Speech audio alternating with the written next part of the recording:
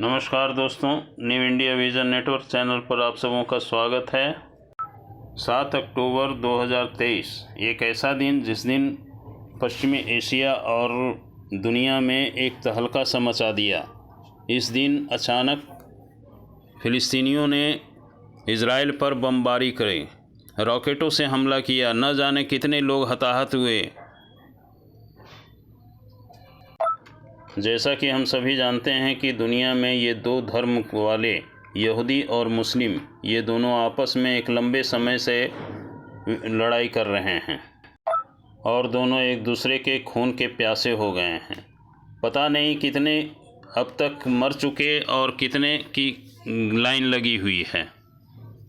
जैसा कि फ़िलिस्तीन का आतंकी संगठन इज़राइल पे हमला किया हमास ने, और इसके लगभग 1,500 लोगों को मार दिया अपने 4-5 हज़ार रॉकेट लॉन्चरों के विस्फोट से। परिणाम वही होना था जो हो रहा है, यानी इज़राइल द्वारा रिटेलिएट। इसके फलस्वरूप पूरी पश्चिमी एशिया में और विशेष रूप से सभी 57 मुस्लिम देशों ने इसके विरुद्ध एक जिहाद छेड़ रखा है। हालांकि ये शब्द अपने आप में ही पूरी दुनिया में इतना बदनाम हो चुका है कि अब लोग इस शब्द से ही घृणा करना शुरू कर दिए हैं, क्योंकि इसी के जिहाद का नतीजा ब्रिटेन में, फ्रांस में, जर्मनी में, ऑस्ट्रेलिया में और न जाने विश्व के किन किन देशों में, भारत में तो ये जैसे दैनिक कार्य होता है उस प्रकार से पिछले 10 साल छोड़ करके देखा जाए तो अपने गंभीर चरम स्थिति पर थी। जब यही बात भारत पहले बोलता था कि ये आतंकवाद है, तो लोग कहते थे, दुनिया के लोग, कि ये आपसी मामला है, दो देशों की बात है, ये लॉ एंड ऑर्डर की सिचुएशन है, आप इसे स्वयं हैंडल कीजिए।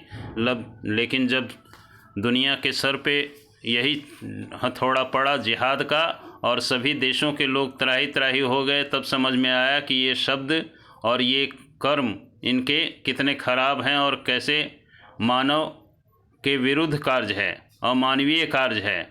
अब जाकर के पूरी दुनिया के देशों ने समझा है और उसे समझ में आया है कि ये आतंकवाद का ही दूसरा नाम जिहाद है। और अब इस पर सावधान हो जाओ सभी मुस्लिम देश, क्योंकि दुनिया में यदि देश के हिसाब से तुम मानते हो तो सिर्फ 57 देश ही नहीं है, 157 या उससे अधिक देश हैं।